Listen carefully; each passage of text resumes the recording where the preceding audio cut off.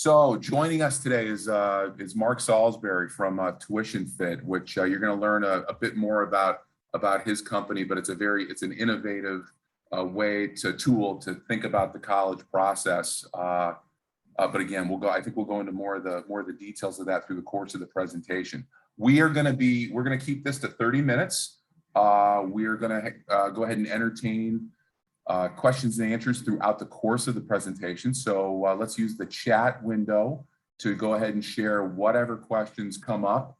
Back to school. Don't hesitate to throw questions out there. If you're thinking about it, somebody else probably is. But as you can see in the bullet points of the bios, you are talking to you're going to be talking or hearing from two oddly experienced people as it relates to the higher education process, both in Mark's work on the ground in the higher education world, and then in mine, being the son of a college president. So I got to brag a little bit. He became a college president at age 29, the youngest in the country at that time, and is still a college president to this day. And then I've also gone through personally, as a father of four, with our two oldest kids, the college process, and using some of the strategies that we're going to talk about today.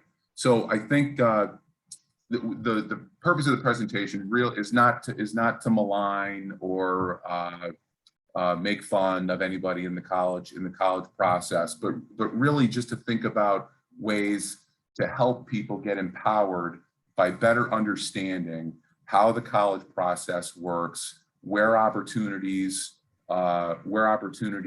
exist to help you and your family save money in the college process, and so that ultimately you and your children can have a better experience through the college process. And we define experience to include financial elements, but recognize fully that the college process is much more than just finances. Mark, as I'm going through the slides, please jump in. What did I miss in that intro? You didn't miss a thing, but I think you, as usual, you undersold yourself. You know this world backwards and forwards, from seeing it up close and seeing it in a way that a lot of people don't get to see. And that's part of the reason why you and I connected in the first place. Is I think there's an awful lot of just mythological thinking about the way that college works, and it's understandable because we all really want the best for our kids, and there's a whole lot of noise out there, and it's hard to know which bit's worth listening to and which bit's not. And as a parent, you know, when I have a 12-year-old right now, I'm just trying to think about how to get him through 7th grade. I'm not thinking about the college thing right now, right? So it's entirely reasonable as a family to, you know, as a parent, you're working on what's coming up next. You're not thinking about the college thing that far out. So by the time you get to it, now it's okay, we got to do this now. And what you and I are doing here, and what we really hope everybody takes from this, is here's some really basic, simple ways to rethink and look at this in a new way that takes the stress out of it, but gives you as a consumer power to know that you can actually end up at the end of this process in a absolutely ideal, perfect situation that includes all the aspects of fit and puts your family in a great financial position and your student in a great financial position. So when they graduate, they're on their way with nothing holding them back. That's I think a great segue for our next slide about really trying to rethink the college process and what does college success look like. And that, for me, the term dream school gets thrown around, which I don't find, and again, in our own experience with our own kids, to be all that success, but that to be helpful in thinking about the college process. What we're really trying to do with our kids, what we encourage with our clients, is to think about maximizing value while minimizing as much as we can the price of college. And I think all too often, what I see out there in the world as it relates to college pricing is just kind of throwing up our hands at what we all understand to be just the increase of college price from year over year. And so that chart on the left-hand side, I think no one's going to be surprised at, the rate of inflation of college prices is just hockey stick like growth. What some people might be surprised at is that alongside that rate of growth, the chart on the right reflects discounting has consistently been part of the college process, and I think too often it's not appreciated that the discounting can show up in all sorts of different ways. One of which might be the result of negotiating the price, but there is something that can be done about sticker price shock. So I think dealing with this, there are solutions other than just throwing up your hands and I gotta pay what I gotta pay. Right. One of the things that we know from 40 years of research on college student success and life after college is that there's really not a lot of correlation between educational quality and price. So students can get a great education and pay very little for it, and students can get a pretty average, not so great education and pay a ton for it because it's a function of what the student does while they're there. And these two charts put together, it's pretty crazy to think that the sticker prices have gone over the moon like this, but while at the same time, the average discount basically slices them in half. And what that means is, one, very few students are paying the sticker price. In fact, 9 out of 10 kids nowadays are paying less than the sticker price. And the average discount's half off that sticker price. But the key here is that that's the average, meaning individual prices are all over the place, from nothing to everything and everything in between. And how consumers approach this with a mindset of, I'm not powerless, and I'm going to tackle this thing in the way that you and I described, that will put them in a position to end up paying a price that fits their budget and cuts through all of this fog in the way that we hope that they will end up in a much better place. So the chart on the right, I think, is really interesting, and we've experienced this in practice, and that is the light green line along the top is the average discount for a full-time freshman. The different color green or aqua color line below it is all undergrads. And so I think for me that dovetails very nicely into some things that we're going to talk about here in a couple of minutes about when are my maximum points of leverage in terms of trying to get a better deal, or said another way, getting a bigger discount, which these charts line up with. That time is before you are an admitted student. So again, we're going to go into very specifics about when your maximum point of leverage might be. But again, the takeaway for me here is to be thinking about this well in advance of when acceptance letters start to roll around. So we got our first question. So it's related to, and I always pronounce this the wrong way. So the federal aid financial form, I believe it's correct, FAFSA, but that's the last time I'm going to say it. Will anything bad? What? Everyone keeps telling me to fill out the FAFSA. There, I did it. Will anything bad happen if I don't? So I'd say the short answer to that one is nothing bad is going to happen. So the cops are not going to show up at your door. But I would say Friday, October 1st, is when the application opens up for the federal financial aid form. And what I see a whole lot of out in the media is set your alarm for 5 a.m. and be the first one in line, which I completely disagree with that. Yeah. So I think that there's some nuance, and it depends on your particular family circumstances about whether filling out that form should be part of the process at all. But to make it a priority first thing Friday morning, I think is a mistake. Every year, the FAFSA site from the federal government crashes because so many people come and try to fill it out right away that first weekend. And amazingly, we seem to forget that every year. And then the next year, it's the same level of panic and it crashes. And then the next year, rinse and repeat. So the point is, yeah, it might be beneficial to fill out the FAFSA for you. It's absolutely worth having a conversation. about it. No, there's no like higher ed financing police that'll show up at your door. But it's a conversation that's worth having, and that's why you have that conversation with a financial planner, somebody who understands some of the nuance of this stuff, and ask about it. But no, you're not going to get decapitated if you don't fill it out.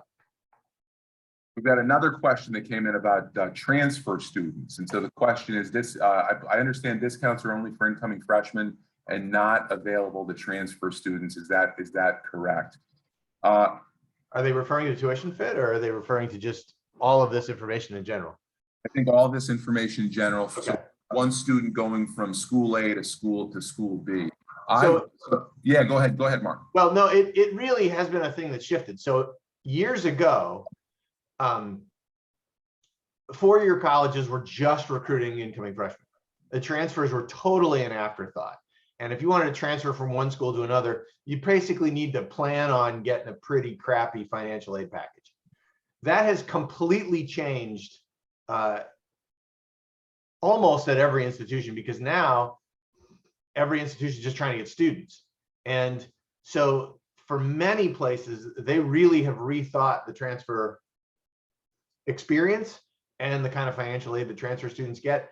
In many institutions now, the transfer students come in and can get the same financial aid packages that incoming freshmen can get.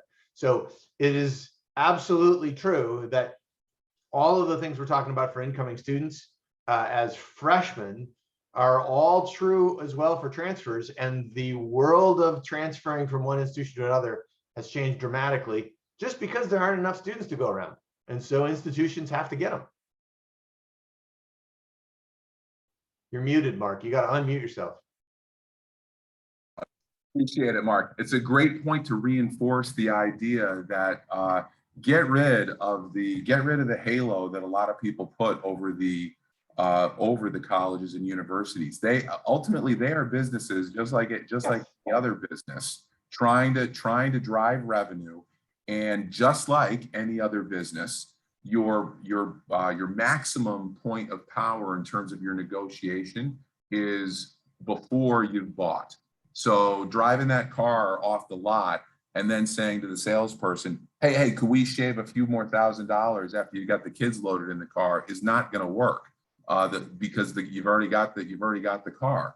So I would say both for transfer students, for me anyway, for transfer students and just conventional incoming freshmen, you really want to press that negotiation button when your student has been accepted, because that is the time when colleges and universities are most motivated to convert an accepted student into an admitted student.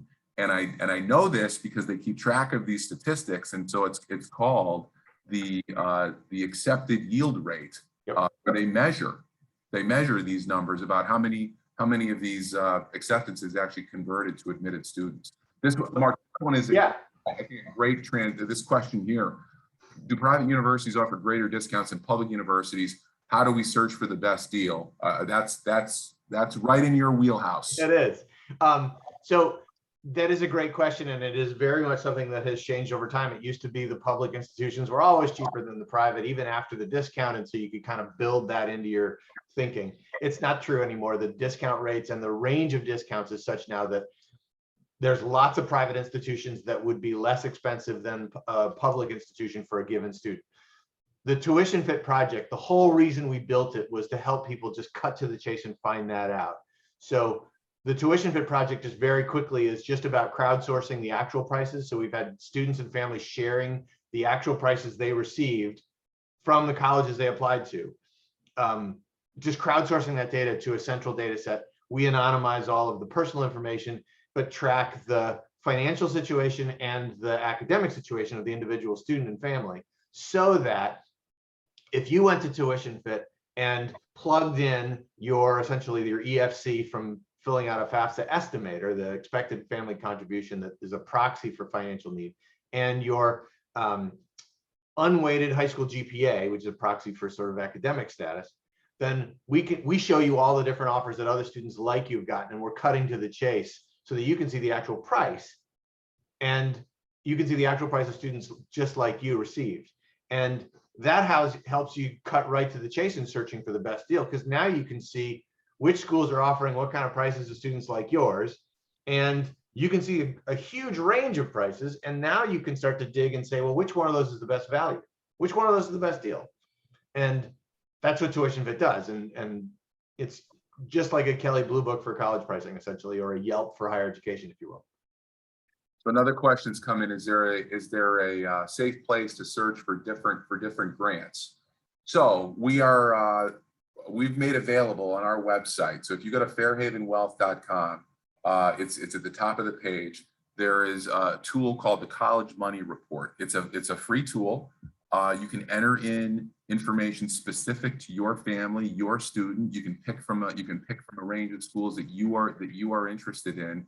And part of what the tool will do is it will take a look at your profile, both financially and academically with your student, and then it will look for grant information and show you grant information specific to your circumstances. So that's going to be one of the action steps that we're going to be encouraging everyone to take advantage of at the end of following this event.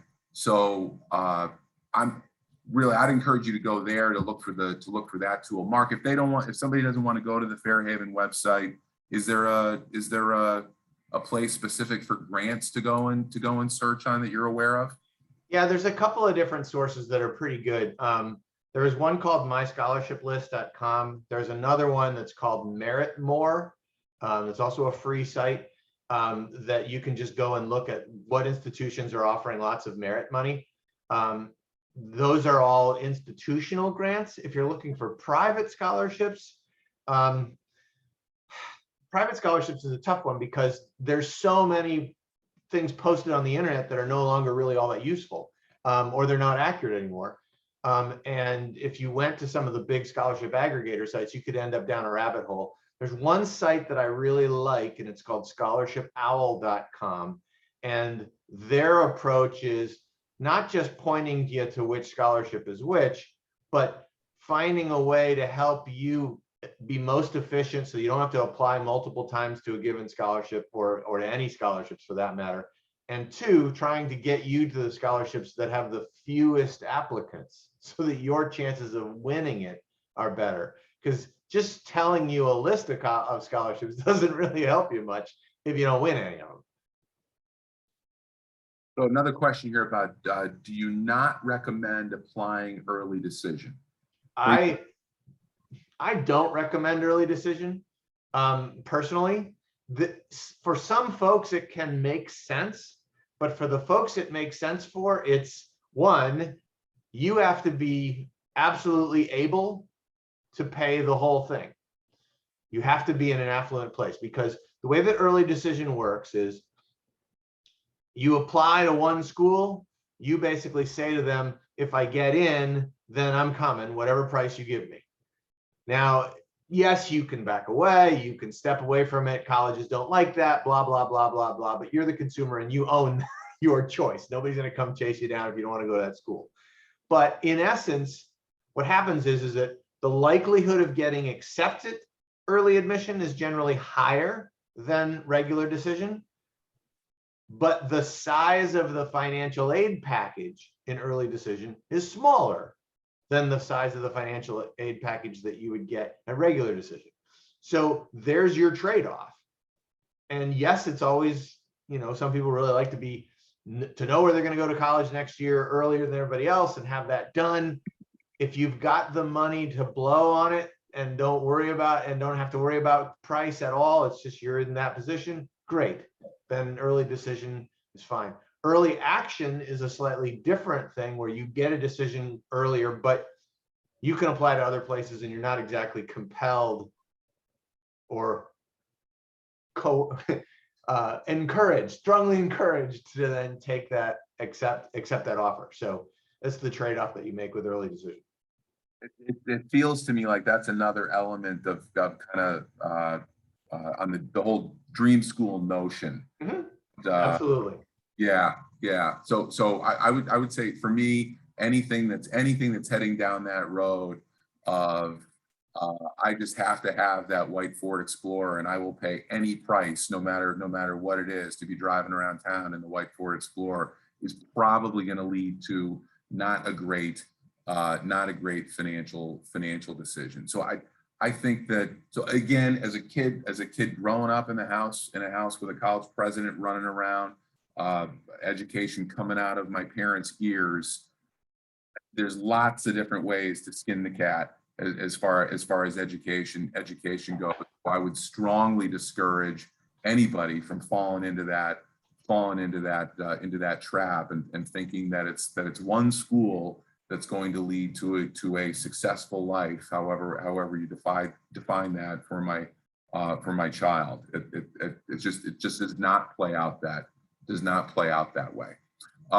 Is there a good resource for academic related scholarships? So again, the tool that we've got up on the website has got both need-based or financial oriented scholarships, as well as merit-based scholarships. So I would encourage you to go there and use that as a free resource. I think it's a great first step to then take it to the next level with the Tuition Fit tool that Mark's talked about. But again, for Mark, if for people that don't want to go to the website, a good resource for academic related scholarships? Parsing the difference between academic related scholarships that are offered by the colleges versus academic scholarships that are offered privately. Is it? I'm guessing they're thinking about private scholarships, but that could be wrong. That's what I'm thinking too. Okay, yeah. Then I would suggest there are a couple of different sites that just are big scholarship aggregators that people have heard of. The biggest named one is FastWeb. Scholarship Owl that I mentioned, they have all kinds of scholarships based on academics as well. They're not just the, send us a picture of yourself smiling and then we'll give you money kind of scholarships.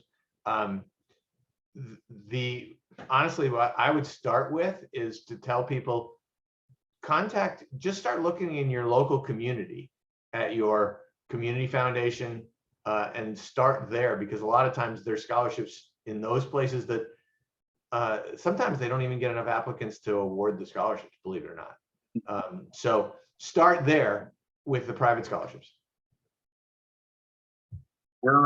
We've got a couple minutes left before we hit our 12:30 mark. So again, if we could have you take away three general ideas.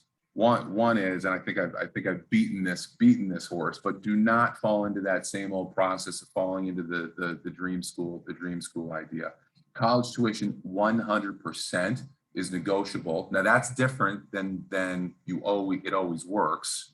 It's a proposition though that for me that has absolutely no downside, and it has worked. It has worked whenever we've done it. And so I'll tell you exactly how it is that we've done it. And that is, not a fan at all of sending 5 emails to the schools that you've applied to say the first one that responds with the best deal is where Johnny or Susie is going to be going. So not a fan of that at all. How we've done it is, you've got your acceptance letters. Again, that's when the college or university has shown their hand. They want you as a member of their community. If you've got competing offers that are lower than your first choice school, share those offers with that first place school and go ahead and let them. And just, it can be as simple as, if you can help make the financial decision less of an element for me. If you can match this number, we will enroll in your school. And or you use the tools on both the Fairhaven website and then also through our relationship with Tuition Fit to show them the competitive information. If the offer that you've gotten, and again, when you get that acceptance letter, and there's a financial aid offer, that's exactly what it is. It's an offer. It can be whittled down some more. I think most people will be surprised to find out just how responsive the universities might be. And then lastly, to take advantage of the free resources, again, it's on the website, top of the page. please use that as a first step. But Mark, so sticking to our timeline, what wrap up comments do you have? Yeah, one, use that college money report that's linked on the Fairhaven site. It's a free tool. And the first thing it's going to do is help you figure out what's your price range. As a family, you have to know what your price range is. Just like if you were going to buy a house or a car, you know your price range, so you don't waste a bunch of time looking at stuff that's not going to work. Two, once you've got that information, a sense of a price range, using the college money report's great, but if you don't, you come up with it some other way. You really talk to someone, talk to a financial planner. I've worked with, and not worked with in a professional sense, but talked with the folks that are at Fairhaven, and they're some of the best I've ever met. But talk to somebody who can help you put that price range conversation in the broader financial picture of your own family, whether you're looking at retirement, whether you're looking at other kids coming to college later, business decisions that are going to take some investment, all the other things that go on in your own house. Put that price range in that larger context. And then third, now you are ready to start looking at colleges, and you can use Tuition Fit for free to figure out which schools are going to be in that price range for you. Then you can dive deep and look at all the other factors that matter for fit. And you know that the schools you're looking at are not going to surprise you 4 months later with a price tag that's completely out of range, making all the effort you put in to that institution a total waste of time. So I can't stand when people say they're going to stop at a certain point and they don't do it, but I'm going to violate my own rule because I just got a question that is right in my wheelhouse, which is in situations where a family has the financial means to pay full price, is there a way to negotiate before they know our financial picture? This hits me right between the eyes. So that goes back to the financial aid form. It is not, don't think about that as gospel, that I absolutely need to complete that. I would say in those circumstances, don't show them your financial picture. And when they say, hey, we need this information to figure out what aid it is that we're going to give you, just go back to them and say, you know, I appreciate that. I'm going to save that for later. I'd rather you consider our application just on the merits of the student. I'd ask you not to consider the financial information. I've experienced that personally with clients. It can work. So again, don't think about that FAFSA as something you absolutely need to do. So, all right, 12:33. We're over time. Appreciate everybody tuning in. We've recorded it. We're going to make this available if you join late, or if you'd like to share it with somebody. We'd love for more information to be out there. Again, as we talked about at the beginning, to help families really be far more empowered with knowledge going into this process than we think they are right now. Absolutely. People are not powerless. They can absolutely take control of this process, and you can play a significant role in dictating the price that you pay for college at a wonderful place where your student's going to get a great education and be successful afterwards. Cue the music. Thank you, Mark. Really appreciate you being here. And thanks everybody for tuning in. Again, you'll get a copy of the recording. Thanks, Mark. Have a great one, Mark. See you later. All right.